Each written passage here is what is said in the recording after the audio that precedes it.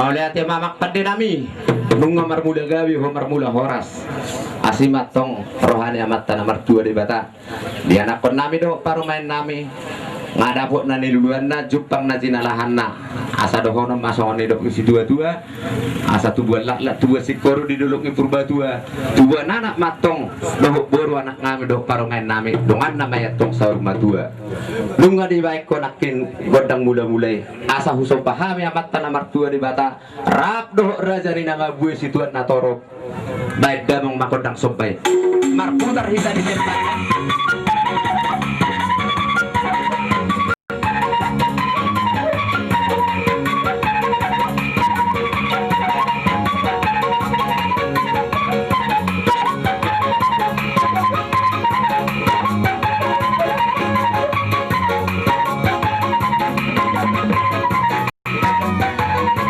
mamakpad din namin nung ada baik ko kotak subay asa lihat panggabian lihat perhorasan apalagi di bagas tikun baik damang ma gondang liati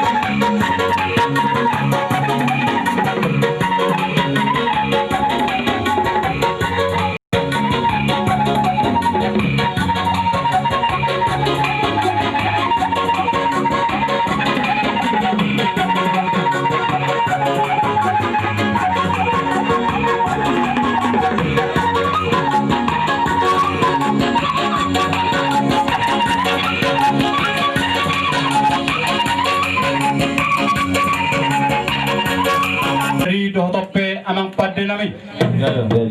di dalam manor termahamet to di dalam buat tuan ulonon